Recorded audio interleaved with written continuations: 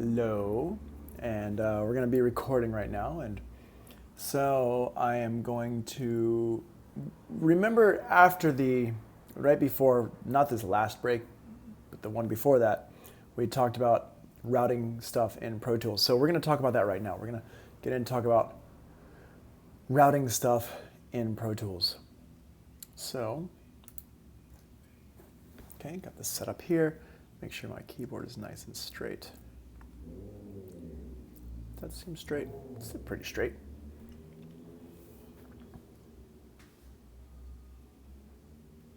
All right. Thanks, Lincoln Hearts. I appreciate it. So essentially what came up, the question that was mentioned before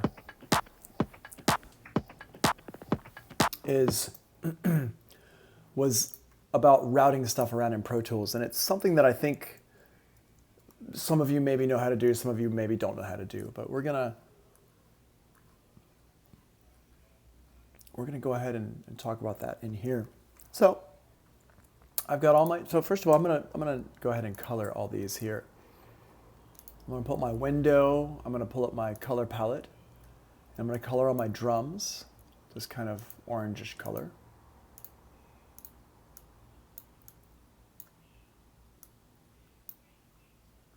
And we're gonna go over here to tracks. And there we go.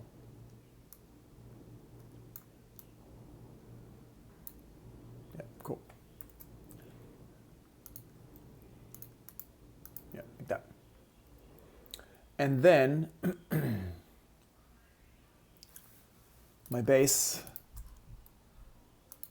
click on this. And if you're wondering like what your settings should be, make sure this is on, make sure your saturation is like all the way up, your brightness can be whatever, up or down, however you want it to be. And then make sure it says tracks right here. That's got to say tracks. And then my synth group is over here. We'll make y'all blue. And then my vocals are going to be green. And then my effects are going to be yellow. And all the tracks in here are also going to be yellow. Boop. All right. And I'll make these a slightly different yellow, make them darker yellow or something. Cool. So this is how I have it set up here, and so you can see where everything is going. So if I look at my routing here, all my drums are going to the drum group track here, and this track is called drum group because I always name my buses whatever my routing is. I always name my buses based on the track they're going to, they're being sent to. So in this case, I have an aux track named drum group, so my bus is called drum group. And then here I've got my bass group, and then here I've got my synth group.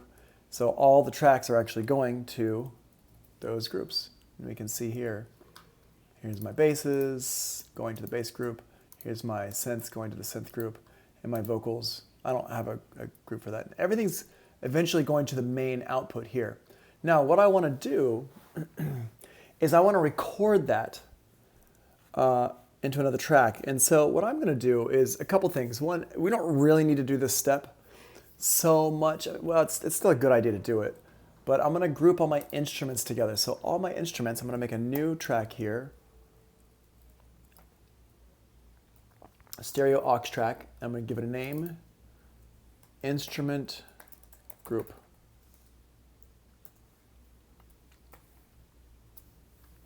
So I have this one here. And I could put that, I'm going to have the effects be my vocal reverb here. I'm going to take this out of the effects group here.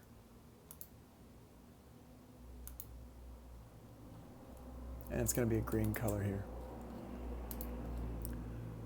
Just so I can group it by itself. In the effects group, that's all going to go with the instruments. So here, colors, make it green. And oh, I shouldn't have closed the color palette. And my effects group, I'll make them this kind of purple color.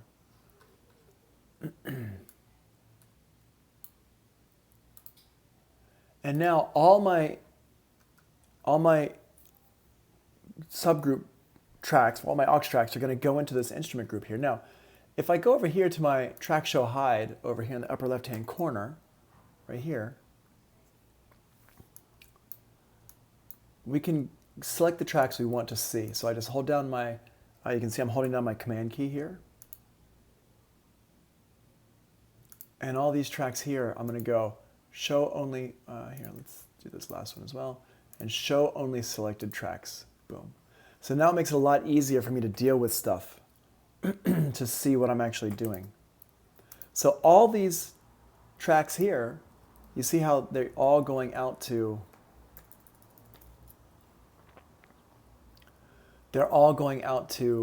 output 1 and 2. Well, I want to have them all go out to my instrument group. So I just click on one, hold down Shift, click on the last one, hold down Option and Shift here, and I set my output to go to track, down here, instrument group. And now you can see it set all the outputs to go to instrument group and the input to go to instrument group here.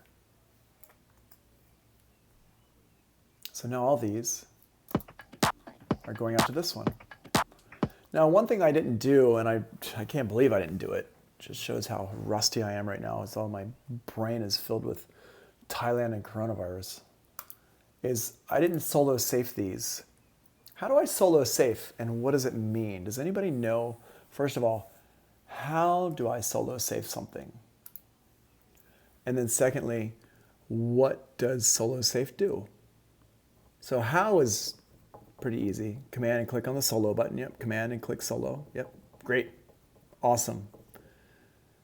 That's great. I'm glad that, and it keeps the track from soloing, helps soloing on channels.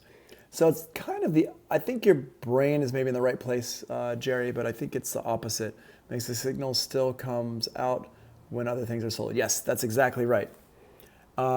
So even if I solo my drums, I'm still going to hear it. Right now, here, let me just give you an example. I have your drums here. Yeah, I figure that's what you meant. So I have my drums here.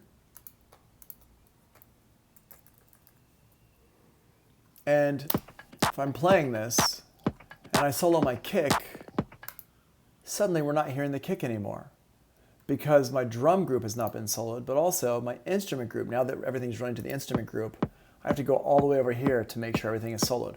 That's super annoying if all I want to do is just listen to my kick. So if I solo safe, which y'all have told me, is hold down my command key. Hold on, oh sorry. Desktop, there we go. Hold down my command key and click the solo button for my different groups. So here, let's just zoom that in and that again. Here's my drum group.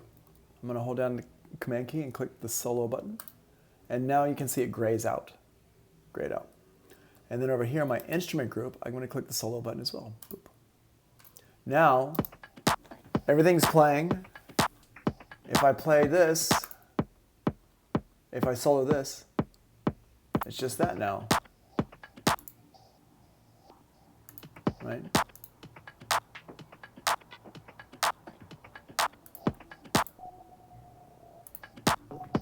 Now, no matter what I solo, it's going to roll through everything. So basically, you always want to have your aux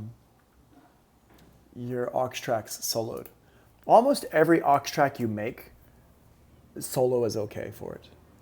Now, since I've never seen this folder here,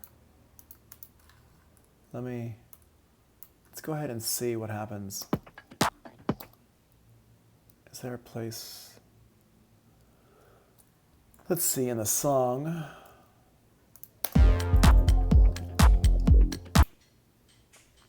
Okay, so folder groups, you do not have to, so folder groups are already going to be solo, kind of solo safe. So if I want to hear it, yeah, if I don't want to hear it, I'd have to mute this one here. So the new folder groups that we just discovered, we don't have to worry about solo safing things in the folder group. So that's a really good reason to use folder groups. I mean, I guess it's a reason to use folder groups. So that actually makes it work more like Logic or Ableton Live. Wow, man, this is that folder thing right there makes this 2020 update a really, really big deal. Yep. All right, anyway, so we've got these here. Let me just go ahead and show all my tracks. So all my subgroup auxes are all solo safed. And now they're all ending up in this instrument group here.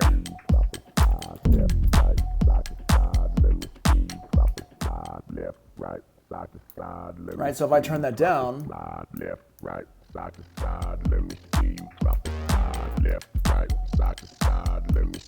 now I can balance between my instrument group and my vocals right here really easily.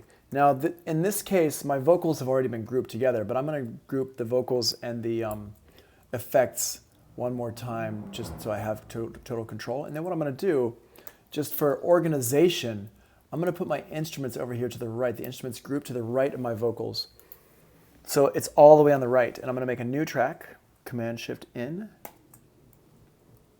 And I'm going to call this one. Actually, I'm going to do it a different way. I'm sorry, not that way. What I'm going to do is I'm going to do this.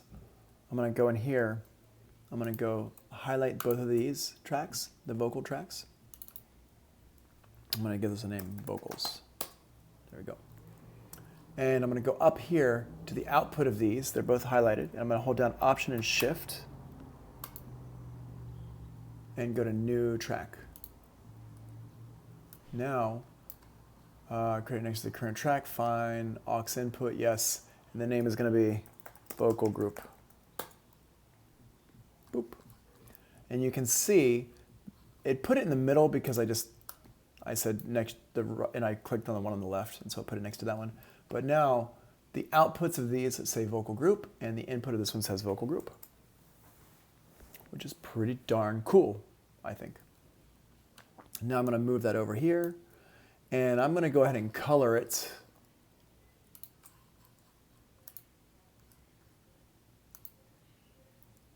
Get my color palette up here.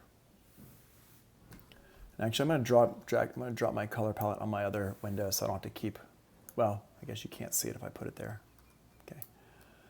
I'm going to put it here, and we're going to make it purpley, dark purple. Light purple's fine. All right, so I have this going on.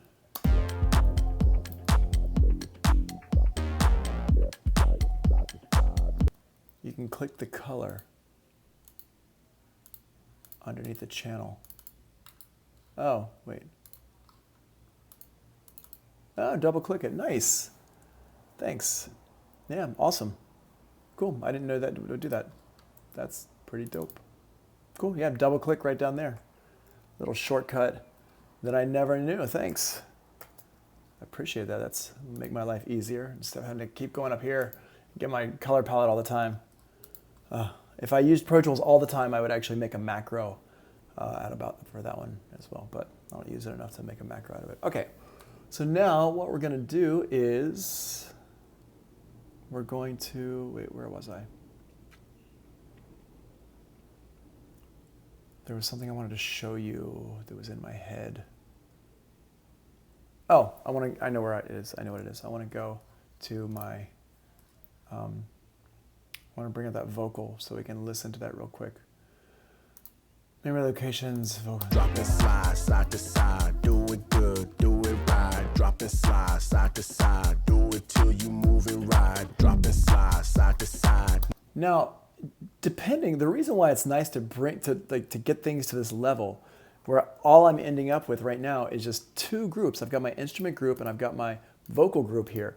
And one of the reasons why it's so nice to get it down to just these two groups where you got the instruments and the vocals is because now I can easily adjust my mix between my vocal and my instrument. Drop it, slide, side to side, do so there's my vocal. Drop it, slide, side to side, do it till you move it right. Drop it, slide. So if I want the vocal to be higher in the mix, I can just like this. Drop it, slide, side to side, do it good, do it right. Drop it, slide, side to side. Right, if I want my vocal to be lower in the mix, I can just turn the instruments up back to where they were at 0. Drop it, slide, side to side, do it good, right? But I kind of like them down about 1 decibel. Drop it slide, side to side, do it good, do it right. Drop it slide, side to side, do it till you move it right. Drop it slide, side to side, make you feel it in your thigh. I mean, no, really, that's what I had in mind when I made this track, was just having people around the world sitting in their beds just bopping their heads. Oh yeah. Hold on, we can't. Oh yeah. Oh yeah, like that.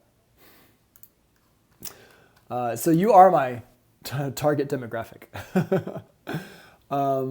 So we have these two here. Now what I want to do is we want to take these and route them into another channel to record. And we have 2 choices here. I tend to like to route them into another aux channel. You could route it straight into, it says drop and slide is what the lyrics say. Sorry, I'm not going to get distracted.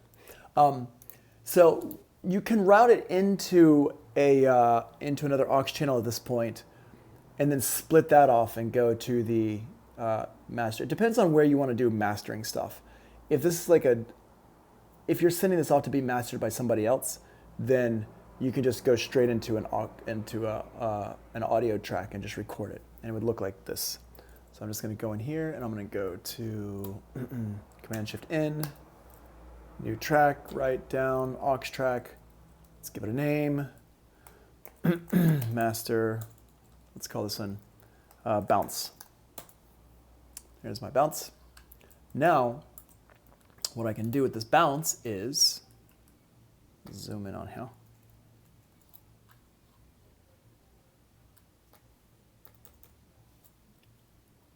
Okay, so I got these 2 here. And the output I'm going to set to go to that bounce track there. So track bounce. There we go, like that. And wait, did I make a, you know what, I did that wrong. Sorry, hold on a second.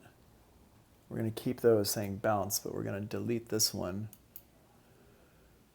Wait, does that convert aux to routing folder? Huh, cool. All right, I'm going to make an audio track. I did that wrong, but it's going to be a stereo audio track. And it's going to be called bounce. There we go. And now the input's going to be my bus that says bounce. Here. And now what I can do is I can just hit the input here. Drop the slide, side to side. And we can see it. We can hear it, rather. Drop the slide. So now if I go over here to my, here, and I got my track all the way down at the bottom, and I can hit the record button and hit my, oh, I don't have a 3 key. So I can hit F12.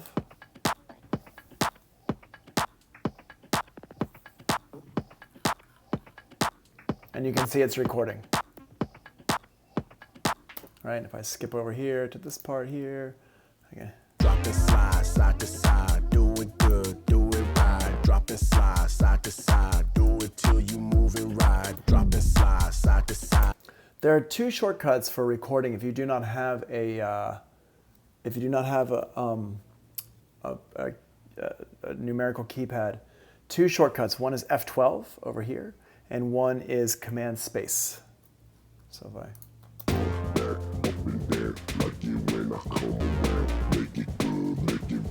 right, but if I haven't, you have to do a few things to your computer to make these work, and let me just show you what they are.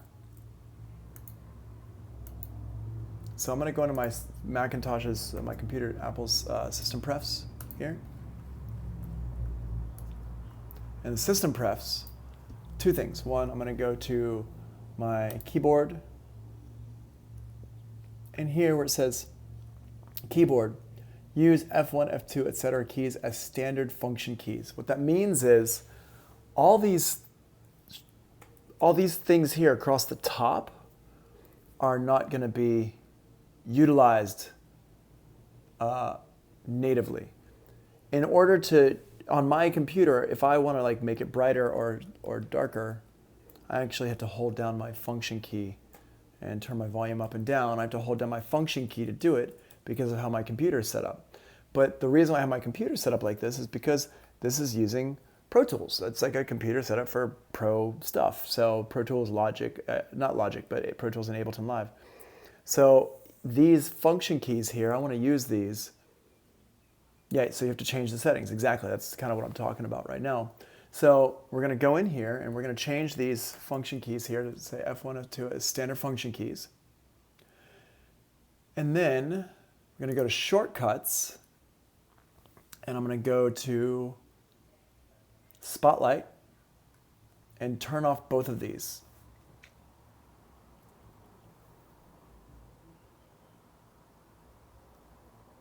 Turn off the show Spotlight search because Command Space is a Pro Tools shortcut for record. Also, we're going to go to Mission Control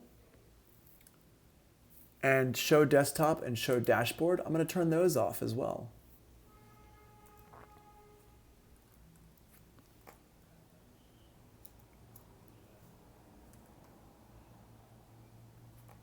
Okay. Now, I'm going to back this up a little bit and go to Mission Control. And this is something I like to do. A lot of people don't really like this. And it's something I actually wrestle with some of my other teachers about who use the same computers. But I turn on my hot corners as well. And for me, I have 3 hot corners set up: Mission Control, Desktop, and Put Display to Sleep. Mission Control is so I can see all my, like if I go up to the left-hand corner, boop, it shows me every window from all my different applications. And if I go up to the upper left-hand window again, it comes back. If I go to the upper right-hand corner, it shows me my desktop, and I can get to stuff on my desktop. So I like those a lot. It takes a little bit to get used to them because your mouse will go up to the upper corner by accident, and you'll suddenly everything will go whoop, will go scatter to the far corners of the world. And it gets annoying, but you just go back up to the top and it comes back. So once you're used to it, it becomes really useful because now, if let's say for example, that I had something in Pro Tools, I want to drag and drop a sample in here, so I can go here to my slightly chords track, right? Remember this one? And my chords, and I can drag it up to the top, and now I can just take it and drop it in Pro Tools. And there it is inside of Pro Tools, which is pretty dope. Right, so I can get to stuff easily in Pro Tools and go find it in my desktop. So that's why I like to have that stuff set up. Or if I have multiple programs open, I want to have stuff all over the place, I can have that set up there as well. That's pretty cool. So if you want to be able to use your shortcuts in Pro Tools, you have to turn those extra things off, and that's what we just talked about. And if you want to hear that again, just go back and watch the video. It's going to be put up tonight. I usually put my videos up for 7 o'clock.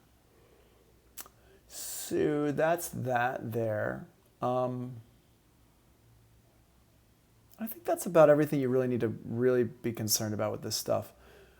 The main one is the use F1, F2 keys as standard function keys. And remember, it's going to flip it. So these here you have to use the function key for it. But if you are using your own home computer for this stuff and you want to do Pro Tools professionally, then you need to think about your computer as a pro computer, not like a fun whatever computer. It's a pro machine. And to be a pro machine, it needs to be set up like a pro machine. It has to have adult clothes on. So that's that there. All right. So this is one way to set this up. We got the bounce here. I click wherever I set it where I want it to bounce from.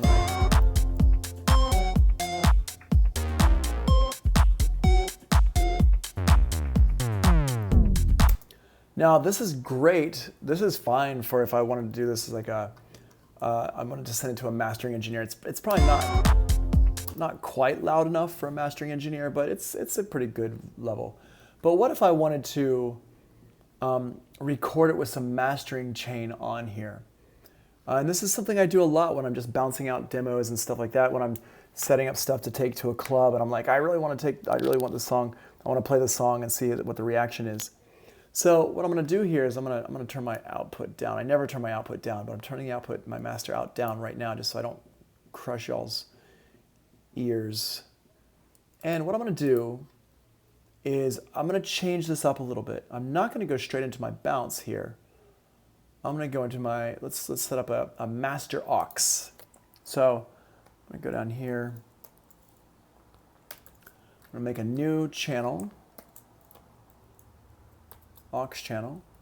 I'm going to call it master aux. And there it is. Now, both of these channels, the group and the instrument, local group and the instrument group, are going to go to my master aux. And then the master aux is going to go to my bounce.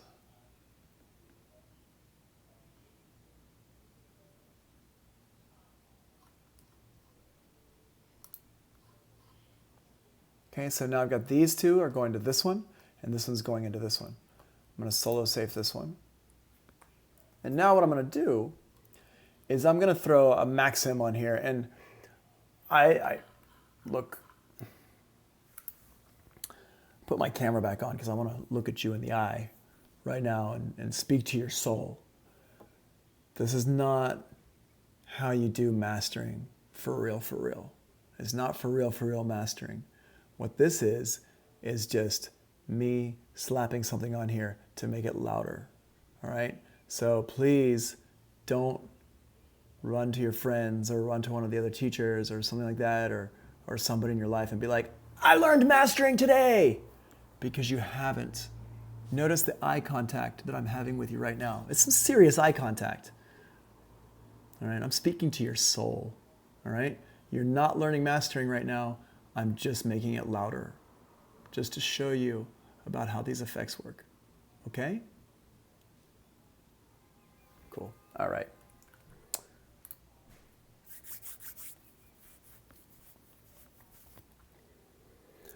Can I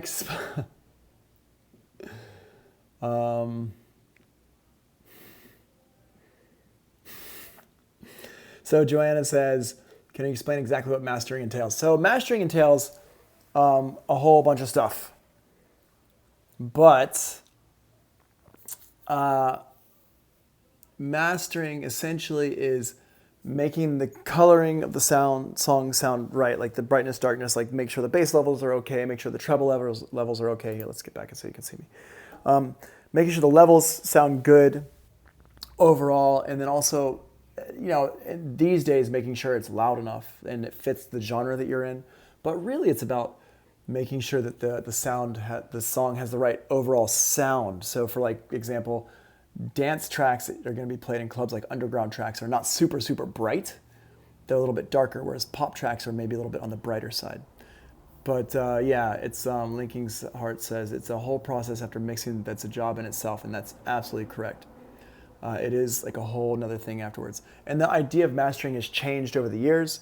We're not going to get into it because it's just, I mean, I could talk to you about the history of mastering, but I'm not going to. We can save that for another discussion if we'd like. So let's go back to my desktop and my non-mastering mastering. I'm just going to throw a, well, let's see. Let's do more than just throw a maxim on here. Although if you, well, no, I'm just gonna use maxim for now because maxim is what you have. It's what you have. And here's maxim. And I turned down my overall output over here because I don't want it to get too loud over your headphones. But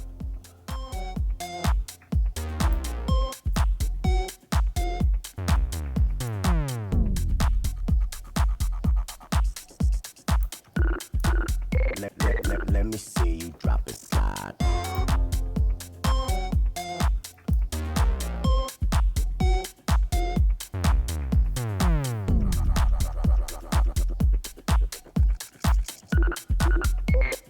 Let me see you drop and slide.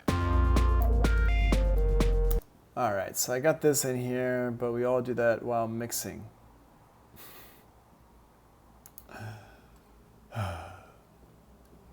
Tony's rolling around in his grave right now. All right, so I got this nice and loud. So now if we bounce it out, let's go back to the beginning.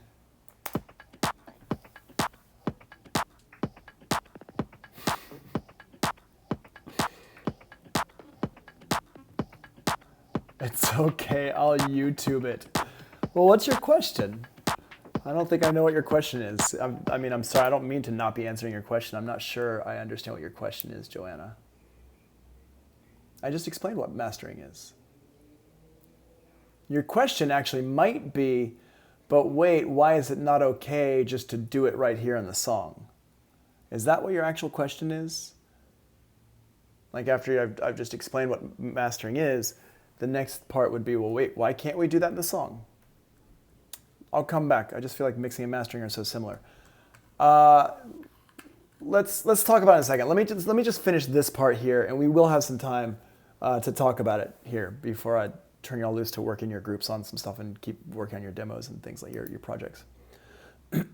But wait, start. Wait, AJ, don't wait. Stop. Everybody. Wait. Stop.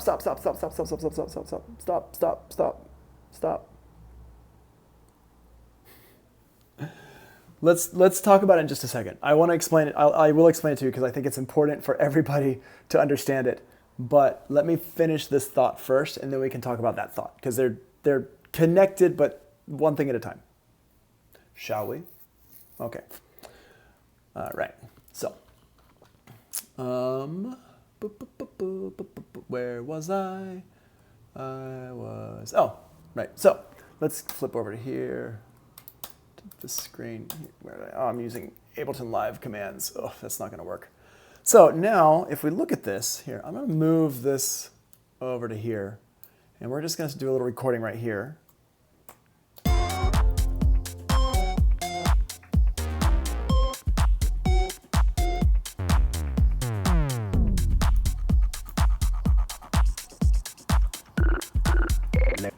Let me see you drop it slide. Okay. Look at this file here next to that file there, and they look a lot different. This one here, you can see all the peaks and valleys and stuff, and this one here is just a big fat sausage, just a straight going across. And you couldn't see my hand movements there, but they were descriptive. A big straight, like going across, just a big like that.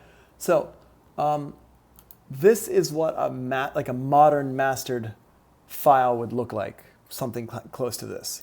This is what a pre-master would look like. You're going to still have lots of range, lots of space for the headroom, right? Lots of space for the headroom, or a big headroom there. This is fine for like a demo that you just want to play at a club or whatever. This is what you would send to the mastering engineer to have it mastered. All right? You need to have lots of headroom there for the mastering engineer to work their magic. All right, so make sure that you don't have any mastering plugins or anything on the track that you're sending out to be mastered. Yeah, and as long as the final mix sounds good, you're fine. And so we're gonna come back and talk about that in just a bit. But I just want to show you what's happening here. So all the tracks here, all the tracks are ending up in these two purple tracks, and these two purple tracks are going to get recorded here. But even if I put a plugin directly on my master bounce track here, the audio track, the audio doesn't run through the inserts before it gets recorded. These inserts are actually after the recording of the audio. So the audio gets recorded and then it goes through the inserts. So if I put a Maxim plugin right here, it would not be recorded with the Maxim plugin. I would hear it with the Maxim plugin, but it would not be recorded with the Maxim plugin. So I have to run it through this aux channel here with the Maxim, and then it goes into here nice and loud, and then it's recorded. So the effects inserts are post record. So they're pre-fader, but they're post recording. Okay. So yeah. Let me see.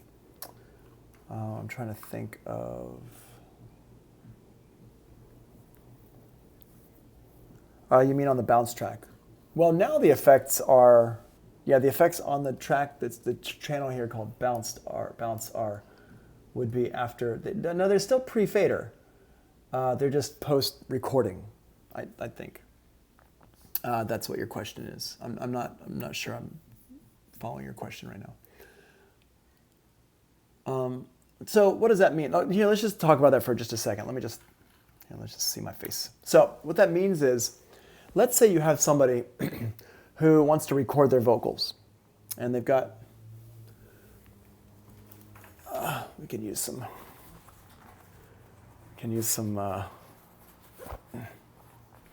there we go. So I've got a microphone and they want to record the voice, and they're like, la, la, la, la, la, I'm going to record my voice. And you're like the recording engineer, and that person says, hey, I want to record my voice, but I want to hear it with distortion on my voice because I'm angsty and I'm like, yeah, ah, ah, like that, right? And, got all this energy. Well, you would say, cool, I got you. But you don't want to record it with that. You want to record it with, maybe you want to record it dry. You probably want to record it dry. So what you could do, is you could literally just stick the plugin directly on your track to record with, that you're going to record onto. So let's say I'm recording I've got this track here instead of bounce, right? I've got this one called bounce here. So what I can do is go in here, and on here, if I want to record my vocal onto here, if I go through in harmonic and I say little radiator, it's like a distortion need, it's like an amp thing, and I have it on here, you can hear actually this here. So if actually check this out. I can show you. I don't know why I can also just, here, let's show you. So let's hear it without it. Right? And I can record that.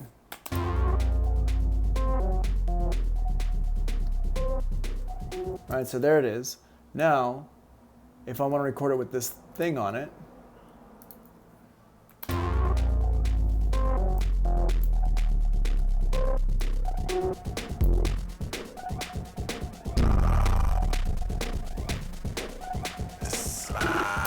okay, so now if I bypass this one again, check out our recording.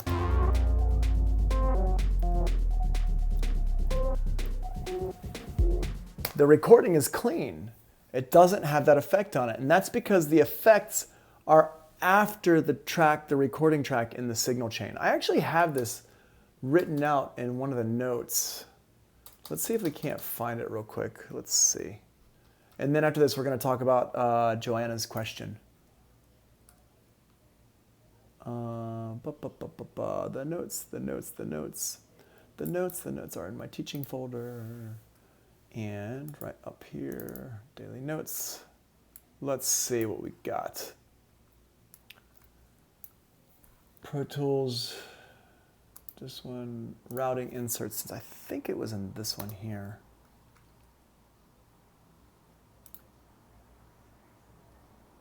Nope.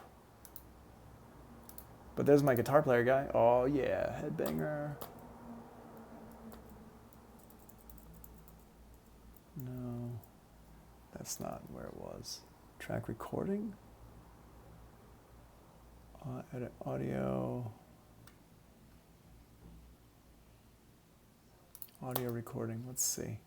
Is it in here?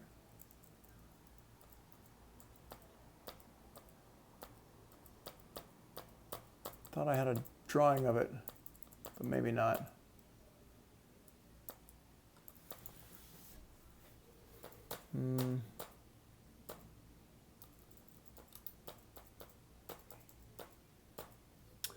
No, I don't know where it is. I mean, I definitely have a thing in here about it, but I don't remember where it is. Plugins.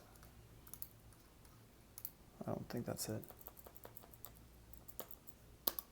Yeah, I don't know where it is right now, but it's in there somewhere. And basically, it's your track, all of this stuff here, all of this, wait, all of this in here happens before my effects. So actually, the way Ableton Live has it, where they have their track headers on the right-hand side over here, is actually the real signal flow. So when you're recording stuff, it records into the track, and then it goes through the effects and gets mixed. So that's what's up with that. Okay, so let's just have a talk a little bit here. So that's how you'd set everything up. So let's just have a talk here about Joanna's question. And for that, we don't need to look at Pro Tools. We can see my face. So the difference between a mix engineer and a mastering engineer is a mix engineer has control of all the elements, all the separate elements. But when you send your music to be mastered, it's just a stereo thing. Ever see the name of Scott?